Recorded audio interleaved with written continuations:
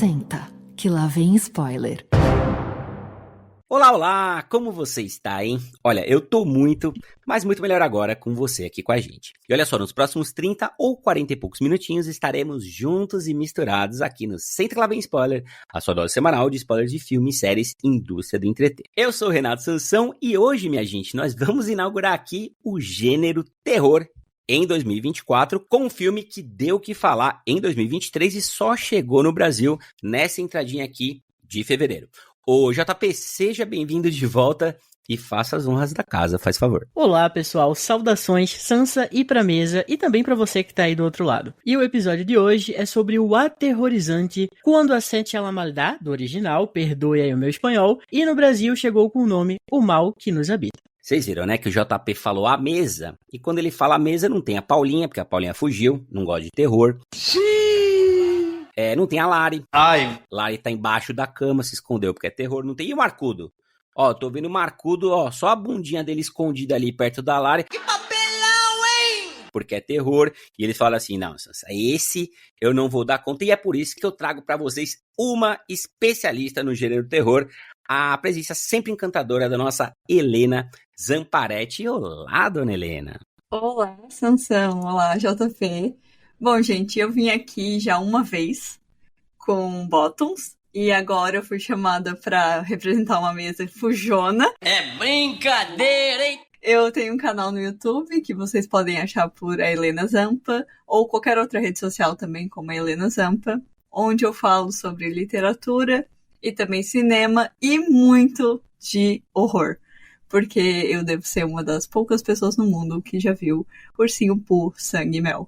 Além de tudo, a Helena é uma valente, é uma corajosa, porque Ursinho Pooh, Sangue e Mel, meu Deus, muito bem, gente, ó, antes da gente entrar com tudo aqui na resenha de O Mal que Nos Habita, ou Quando a Sete a la Maldad, ou When Evil Lurks, fica aquele recadinho de sempre. Vai ter spoiler por aqui, mas como a gente é bem diferente da galera desse filme, todo mundo aqui é gente boa e a gente vai avisar antes de começar com os spoilers, combinado? E vamos, que a peteca não pode cair! Hay un embichado en el pueblo. Estás asustando a mi familia. ¡Lo vi con mis propios ojos! ¡Estuve con él! Esto va a ser un infierno.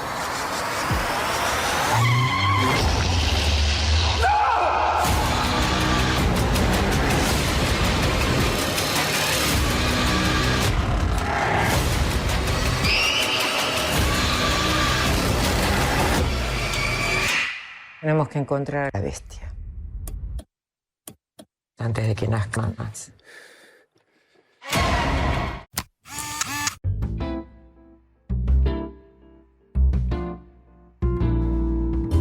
Muito bem, meus amores, o negócio é o seguinte, hein? Se você aí do outro lado curte um terrorzinho do bom e tá sempre aí escarafunchando nas listas de melhores filmes do ano, provavelmente deve ter se deparado aí com O Mal que Nos Habita, uma produção argentina escrita e dirigida pelo cineasta Demian Rugna, que dirigiu outros 5 filmes e já começa aí a ficar famosinho lá na terra do alfajor e também dos Malbecs, e eu quero saber se vocês conheciam ele, gente. Eu não conhecia ele, na verdade. Esse foi o primeiro filme que eu vi. Eu gostei bastante, eu já tô me adiantando aqui, mas eu já gostei bastante dele. Mas não é meu favorito de horror de 2023. Ao contrário da Helena, é o meu filme favorito de terror de 2023, entrou na minha lista. E eu não conhecia o Demian Rugna, mas eu já tinha ouvido bastante falar sobre ele, porque ele tinha lançado Aterrorizados em 2017, que tá na Netflix.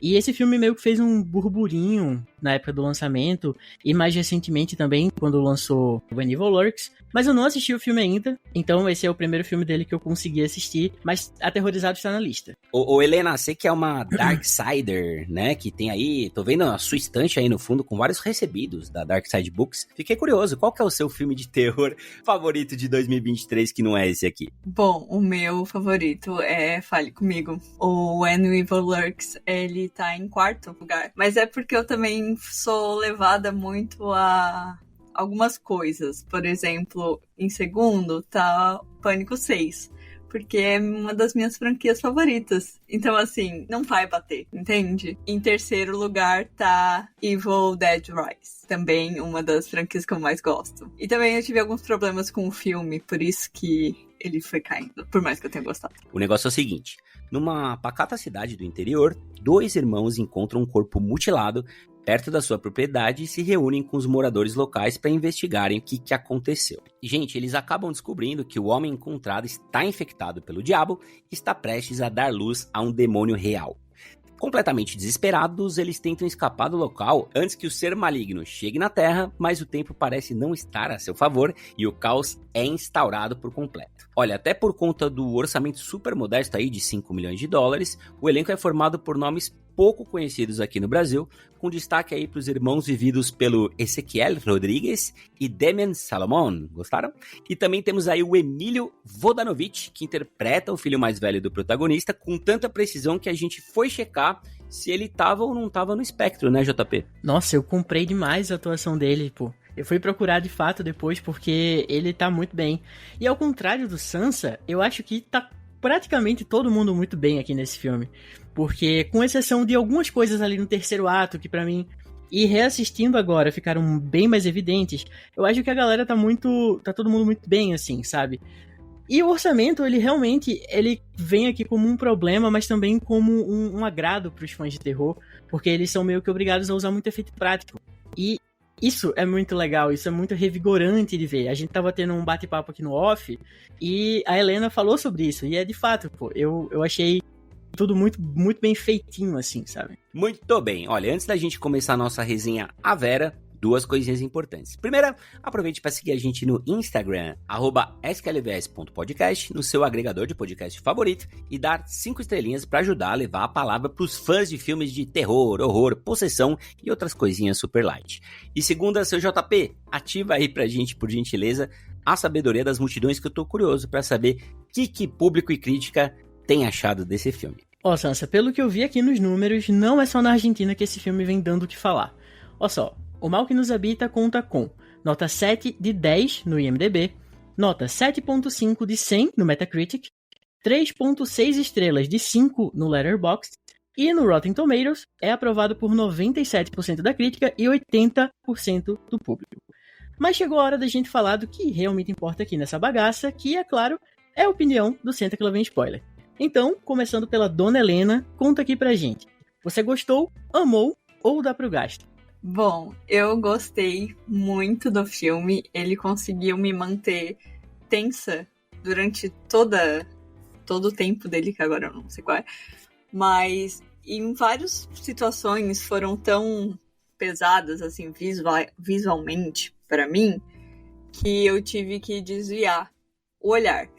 E eu não costumo desviar o olhar de filmes, por mais nojento que eles sejam. Eu costumo ver tudo. E dessa vez eu não tanquei, assim, algumas cenas que eu fiquei muito apreensiva. Acho que é a palavra mais certa. Então eu gostei muito dele. Helena, enquanto você falava, eu vim aqui na ficha do filme e é 1h35, o que é um ponto positivo, né? Esse filme aqui, com 1h35, tem um bom ritmo e a coisa até caminha bem. Mas, contudo, entretanto, todavia, eu tava conversando aqui com a Helena também em off, e eu tava dizendo que eu não gostei tanto assim desse filme, que ele tem alguns problemas, que ele é tosco em alguns momentos, e ela virou e falou assim: conta pra mim os últimos filmes de terror que você assistiu esse ano passado e coisa do tipo. E eu percebi, gente, que eu só assisto filme de terror que a galera me indica, né? Me recomenda, já viu, é interessante, é diferente, tem uma tensão alta, o diretor é promissor, por aí vai. E eu acabo não vendo algumas tosquices, como, por exemplo, Ursinho Pooh, Sangue e Mel, né? Que a Helena viu e tá fazendo careta aqui. Então, quando eu vi esse filme aqui, viu, JP, eu acho que eu fui com muita expectativa. Achei que eu fosse ficar mais tenso, porque eu vi muita gente colocando entre os 10 melhores de 2023, o que eu acho um exagero. A gente viu aqui que na lista da Helena ele é 4º, 5º ou 6º, né? Enfim, nem entre os 3 melhores ficou, do gênero terror. Então, digamos que eu esperava mais. Mas eu vou deixar um elogio aqui. O meu elogio, ele vai para os efeitos práticos, né? Em tempos de CGI, acaba sendo um alívio a gente ver efeitos práticos que deixam a coisa muito mais real. né? Então o filme tem um crescendo muito interessante, e aí pegando carona na Helena, quando vai, né, JP, ali pro terceiro ato, a coisa se confunde um pouco, principalmente da escola pra frente, e na parte sem spoilers, a gente fala mais sobre isso. É uma experiência muito boa, assim como a Helena, eu fiquei apreensivo o filme inteiro, assim. Ele já começa muito tenso, e ele vai tendo um crescendo muito bom.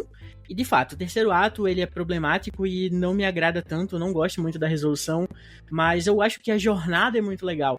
A forma que o filme é filmado, eu gosto muito que ele é um filme bonito, eu gosto dos efeitos práticos, eu gosto da naturalidade dos acontecimentos, eu gosto até das decisões burras que os protagonistas tomam em diversos momentos, porque é como se você tivesse é como se você se jogasse ali junto com eles. Você não sabe o que tá acontecendo de uma forma que você vai fazer a primeira coisa que passar na sua cabeça. Principalmente quando é uma coisa que mexe com família, né? Porque a principal motivação do Pedro é salvar os filhos. Então, ele tá ali mexendo com um medo muito primordial dele. E, ao mesmo tempo, a gente tem uns fragmentos do passado do protagonista durante o filme que vai deixando ele como aquele meio que um anti-herói, sabe? Ele é problemático mesmo. Ele não é o herói, o mocinho que a gente tá esperando. É um filme que fala sobre possessão demoníaca, mas que não usa religião. Eu gosto da mitologia, eu gosto de como ele se joga num ambiente muito próprio, ao mesmo tempo que ele bebe de diversas outras fontes, mas ele usa um tema muito batido e cria uma mitologia bem revigorante, assim, sabe? Ô JP, é meio uma bruxa com esteroides, né? Porque se o Rugna, ele não sabe muito bem trabalhar com os atores humanos aqui, com os animais ele vai bem, né? Então, a gente tem um cachorro, aliás, uma belíssima cena do cachorro, e tem também uma cabra ou bode, né? Eu não identifiquei o sexo, mas o close ali no bicho, ele chegando perto da espingarda, e a gente vai falar mais sobre isso nos spoilers, também é muito interessante, pra mim, a melhor cena do filme, por sinal, que é quase a cena que dá origem ao pôster, que é muito bonito, né? A gente tem uma fotografia muito interessante, e ele vai usar muito bem as câmeras dele, tanto nos ambientes abertos, né, para dar a dimensão daquela fazenda, vai fazer muito uso de drone e tudo mais, quanto nos ambientes mais fechados, né? E a gente vê ele filmando no carro, na caminhonete, no caminhão, e essa parte é interessante. Eu gosto da energia caótica, gente, que esse filme tem, né? Eu não sei se é o orçamento curto, se é o interior da Argentina, tá todo mundo sempre meio sujo, né? Meio sujo, muita terra, muito suor, enfim, muitos atores mirins, e quando a gente fala em possessão, criança, pra mim, é obrigatório, né? Você pode até fazer uma checklist de coisas que tem em qualquer filme de possessão, e criança faz parte. E aqui a gente tem até que bastante criança, né, gente? Eu acho que tem mais criança que tá do que deveria, pra ser bem honesto. E eu gosto muito você falou dos animais, essas cenas dos animais são muito boas. E é um trunfo muito legal quando o horror usa animais. Porque além dos... A gente tem animal como presságio normalmente, né? São animais que vêm pra anunciar algo que tá vindo aí, que é mais complicado, que é uma coisa perigosa. Os animais são mais sensitivos. E não aquele trunfo besta de... O primeiro ser vivo a morrer dentro de uma casa que tá tendo uma possessão demoníaca é o cachorro ou o gato. Eu acho isso batido, eu acho isso ruim. E aqui a gente tem animais que eles fazem parte do horror, como o próprio demônio, né? Você falou da bruxa aí, o Body, o Black Phillip da bruxa, ele não reprisou o papel dele como capeta aqui, mas mandou um enviado à altura, assim. A cena do Body é muito boa, a cena do cachorro é maravilhosa, e eu curto muito de como eles usam isso. Tipo, tem um momento no último ato que eles estão chegando em um lugar e fazem, não, aqui eu acho que deve estar seguro porque tem grilo. Então, tipo, vem um prenúncio também dos animais, mas mais do que tudo, o animal faz parte do horror de fato. Bom, eu também gostei muito das partes dos animais.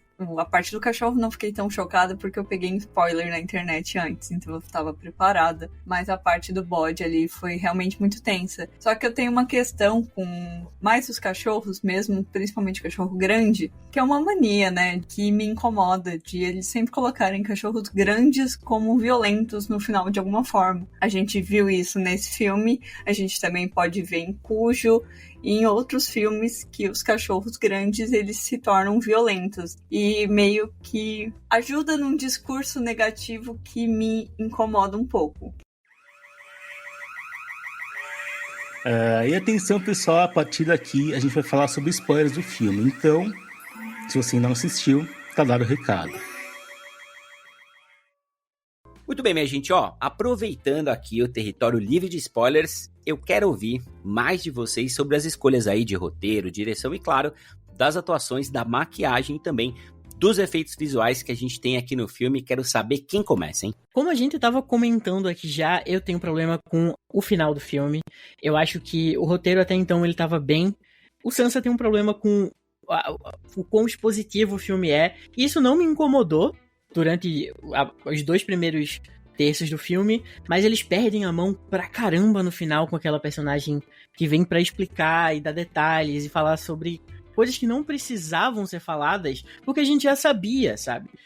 As coisas que ela fala que são mais úteis é tipo, o primeiro infectado que eu vi apareceu na igreja que eu e meu marido tínhamos. Show! Mas aí ela vai recitar tudo que a gente já tinha visto até então. Ela faz um resumo de uma coisa que não precisava, sabe? Então eu tenho esse problema. Mas as pinceladas que eles dão sobre esse universo ao decorrer do filme, eu acho muito boas. Principalmente quando a mãe dos protagonistas tá falando sobre a musiquinha que ela escutava quando era criança. Porque assim, uma coisa que a gente não falou é que esse filme, nesse universo do filme, a possessão demoníaca é meio que naturalizada. Existe um certo tabu, existe quem acredita, quem não acredita, mas é de um consenso geral ali de que realmente existem demônios e existem pessoas possuídas. É tanto que o governo tem um núcleo de pessoas que são chamadas de limpadores, que fazem o trabalho de matar os infectados, né, os apodrecidos. E eu acho essa mitologia muito boa, sabe? Não precisava ter essa personagem no final pra explicar a mesma coisa que a gente já tinha visto e acompanhado até então. E a única coisa que ela seria útil pra gente era mostrar o ritual de limpeza, só que não acontece o ritual de limpeza, porque ela morre antes. Então, assim, eu tenho esse problema com o filme, mas de resto, eu gosto muito. Eu gosto gosto muito da direção. O filme já começa com um plano sequência ali, apresentando os irmãos e a fazenda, muito legais. Eu gosto muito da maquiagem, dos efeitos práticos. A gente falou um pouco do infectado, né, do apodrecido lá do começo do filme, e eu acho essa maquiagem muito boa. E é uma maquiagem que ela interage de acordo com os personagens, sabe? Parecia que eu conseguia sentir o fedor dele, assim. Era muito estranho a sensação que eu tava tendo. E eu adorei isso. E eu tive que desviar o olhar por isso, assim, porque parecia que eu tava sentindo um fedor horrível. E eu não tava sentindo, porque ele não tava ali. Outra parte que eu achei muito incrível foi a cena do cachorro, que eu tive spoiler da internet, então eu já tava mais preparada psicologicamente para ela. Foi a criança, depois ela fica infectada. E como ela atua isso, eu fiquei apavorada com aquela criança. E aí eu fui percebendo, foi só do cachorro em diante que eu fui percebendo que aquilo não ia parar. E outra cena também que me deixou completamente sem chão foi a mãe comendo o cérebro do filho como se tivesse com um balde de pipoca na mão. Quando eu vi aquilo, assim, eu não tô acreditando no que meus olhos estão vendo. E eu acho que esse filme, ele arriscou muito. Ele, assim, a gente vai descer o nível, a gente vai ir pra este lugar e vai pôr mãe comendo o cérebro do filho, sim. E vamos tancar esse rolê. É um filme que eu acho que não teria como ter um final bom, assim. Se ele tivesse um final... o ritual aconteceu e tudo deu certo, eu ia gostar menos. Eu gostei que ele veio, mas eu não gostei como aconteceu. Gente, o primeiro ato é muito bom. Como vocês já colocaram, né? Toda a criação da mitologia, aquela coisa do interior, de você estar isolado, de não ter muita tecnologia por ali. Você não sabe qual que é o tempo, que época que você tá, que ano você tá. Eu gosto muito disso. Gosto do isolamento. A Helena tem toda a razão quando a gente vê aquele primeiro infectadaço, né? Que eu chamo de homem-pus. Velho, dá pra sentir completamente o cheiro. Eu fiquei com ânsia. A Babi tava vendo comigo, ela virou a cara pro lado. Eu falei, meu Deus do céu, isso tá muito bem feito. De fato, chama demais a atenção e é um dos grandes pontos positivos do filme. Temos a cena do bode barra cabra, que é excelente. Ali eu falei, opa, sabe, vibe Midsommar mesmo, filme corajoso, ousado, e eu gosto disso. Começa a entrar toda a energia caótica e os problemas começam aí. Muita gente explicando que não precisava de explicação. Porque, gente, o mais legal de qualquer filme de terror, horror, possessão, é a gente não saber. Não precisa colocar as regras do jogo, do tabuleiro pra gente. Deixa a gente tirar nossas conclusões, como eles fizeram na Bruxa, que a gente já mencionou aqui. No próprio Midsommar, né? Que muitos de nós gostam, outros nem tanto, mas tudo bem. E aqui a gente tem a primeira véia, mãe do primeiro infectado, explicando. Tem o fazendeiro, o tiozão, também explicando. Aí a gente tem a mãe do protagonista no carro, explicando. Aí a gente tem a terceira véia, que é a véia maga, bruxa, sei lá como vocês querem chamar ela, explicando, mas assim, por 15 minutos sem parar. Eu pensei, gente, isso foi me tirando do filme, Helena. Então, quando a gente chega naquela cena da mãe que pula lá com a criança e aí vai morrer, como o cérebro do filho, o filme já tinha me perdido, fazia uns 30 minutos. Eu pensei, como é que isso vai acabar? Quando isso vai acabar? Explicação pra mim mesmo é o que acontece no final. É o que acontece com a Mirta ali, que ela realmente faz um Telecurso 2000, explicando tudo que ela sabe pra gente, sendo que a gente já tinha visto boas partes daquela história que ela estava contando novamente. E num terceiro ato de filme. No terceiro ato não é pra gente estar aprendendo informação nova, é pra gente estar pondo em prática o que a gente aprendeu antes. É o grande finale ali, pra coisa ser explosiva, né? Então isso me incomoda. O que acontece antes, eu acho que são informações muito pequenas só pra contextualizar a gente naquele lugar. Por que aquele cara tá inchado daquele jeito? A mãe dele vai explicar pra gente por quê. Porque eles não podem matar o cara, aí vão explicar o porquê. Mas eu acho que são informações que vão ajudar na construção daquele universo e não uma coisa que tá sendo explicada 1000 vezes. Sobre as crianças, como a Helena tinha falado que meio que não entendeu o motivo, eu também não, mas meio que eu vejo que pela mitologia daquele lugar, como a mãe dos protagonistas falava, meio que primeiro começa com os animais, depois começa com as crianças e vai evoluindo progressivamente pra insanidade total. Eu acho muito legal, uma cena muito pequena, mas que eu acho muito foda, quando eles chegam na casa da Mirta no final, e ela olha assim e faz, a cidade tá apagada. Deu merda, hein? E justamente, foram eles que trouxeram aquela merda, porque eles não têm informação suficiente pra fazer uma coisa decente com aquela coisa que eles se meteram, sabe? Se eles tivessem simplesmente deixado aquele infectado ali, na casa dele, nada disso teria acontecido. Só que eles não sabem, eles não têm informação, sabe? Então, eu acho que as crianças, elas estão ali pra representar justamente esse nível de corrupção. Porque, como a gente tem animais que normalmente são as primeiras vítimas aqui em posição de terror, a gente tem crianças que normalmente são inocentes em posição de agressores, sabe?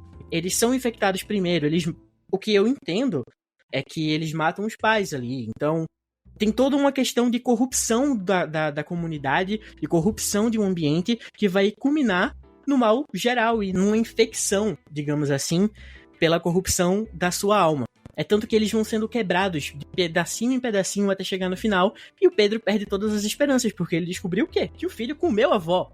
Então é uma coisa muito pesada, sabe? JP, eu amo a sua capacidade de síntese e o poder que você tem de interpretar pequenos sinais colocados, mas pra mim, cara, isso aqui é um debilóide cocainados no interior da Argentina, velho. Todo mundo tá explicando pra eles o que não pode fazer, eles fazem tudo ao contrário. Se não fossem por eles, nada disso teria acontecido. As criancinhas estariam vivas, o filho estaria vivo, a ex-mulher estaria viva. Eles vão espalhando merda por tudo quanto é lado, cara, e vão cagando mais, e os caras tão muito loucos. Eu penso assim, velho, calma. Respira, presta atenção no que a veinha 1, a veinha 2 e a veinha 3 estão te falando, cara. Ainda no filme, teve vários momentos que me surpreenderam muito. Porém, tem outro lado que eu fico meio me sentindo estranha, porque eu não sei direito como me sentir com isso.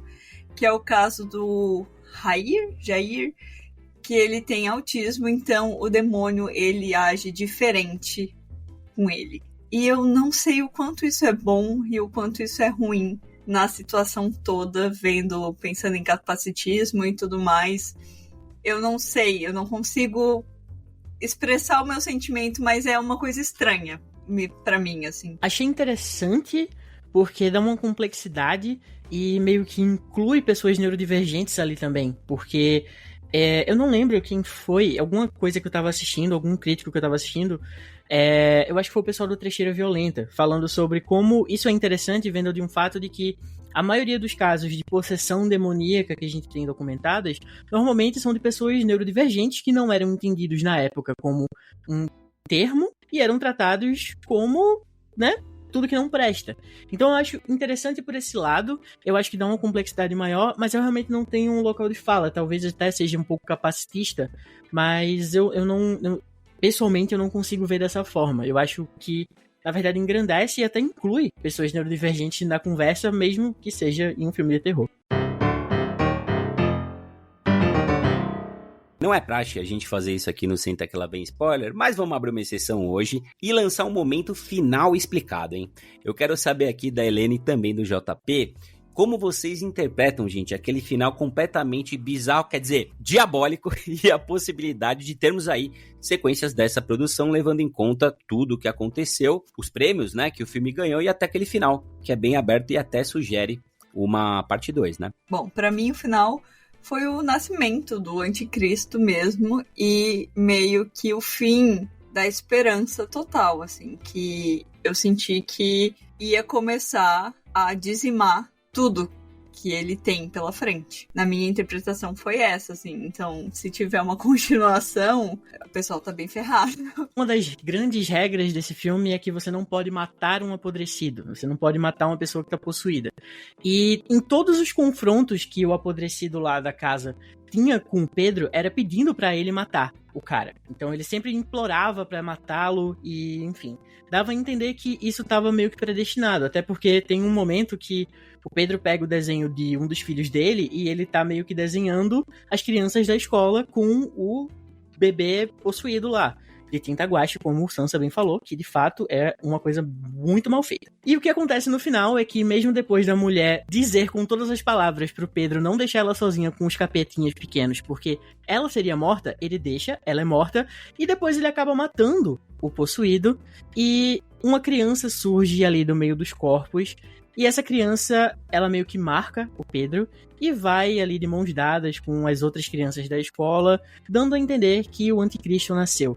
E eu acho isso muito interessante porque When Evil Lurks conseguiu ser um filme melhor do que O Exorcista, o Devoto, que era pra ser um filme de fato sobre exorcismo, e também conseguiu sair na frente de A Primeira Profecia, porque esse ano vai sair A Primeira Profecia, é uma prequel, né, de A Profecia, lá de 74, que vai falar sobre o nascimento do anticristo.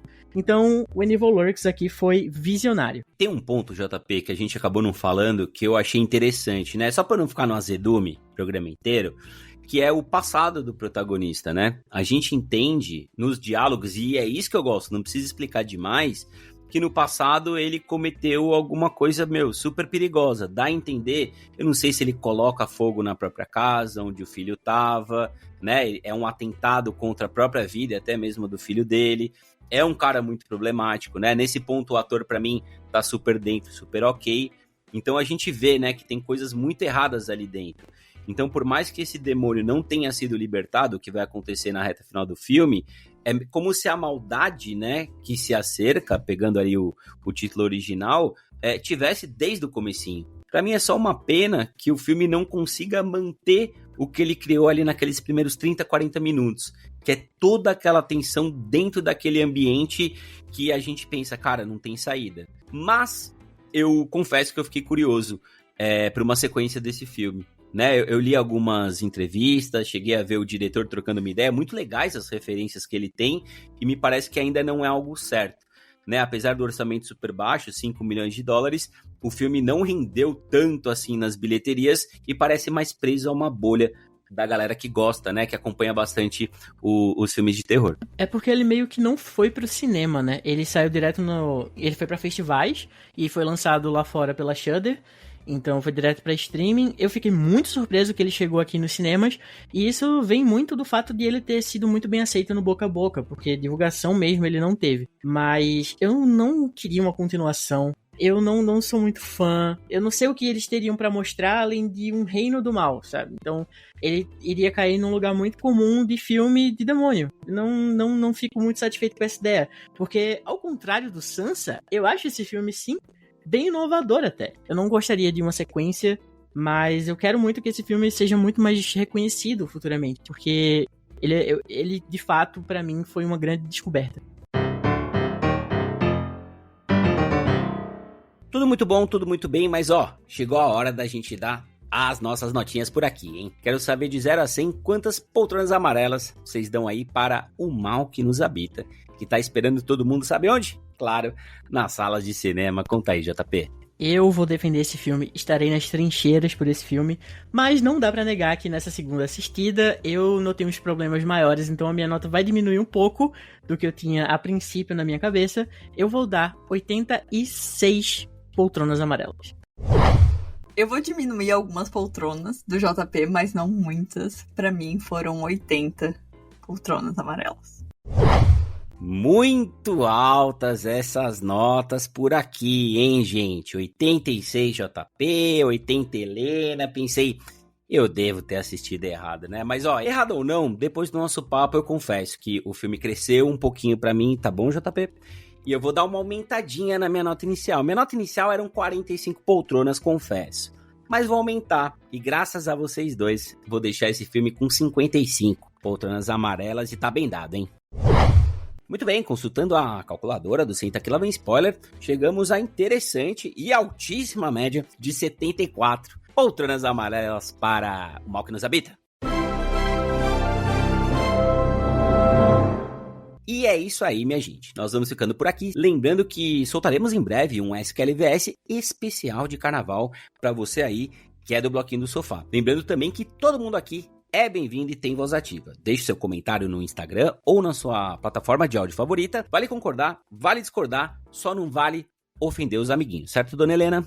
Certíssimo, Sansa. Então, gente, muito obrigada pelo convite. Eu adorei estar aqui mais uma vez. Espero vir de novo para mais cinema e para mais cinema de horror, fazer o Sansa desbravar aí filmes que não são tão recomendados assim. Mais uma vez, minhas redes sociais é a Helena Zampa. Você me encontra no Instagram, Twitter, TikTok, YouTube, todos eles por esse nome.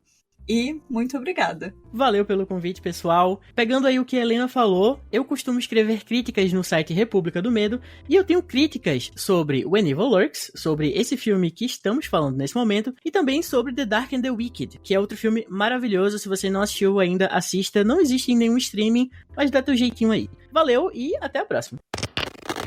Neste programa e em quase todos os outros, utilizamos áudios de Casimiro, Choque de Cultura, Isabela Boscov, Medo e Delírio em Brasília, Vai Dar Namoro e The Office. E se você gosta do SQLVS, conhece alguém que quer criar o seu próprio podcast, faça como a gente aqui. Acesse sonicapodcasts.com e manda um zap que o pessoal lá, ó, é gente boa demais. Valeu, beijo, fui!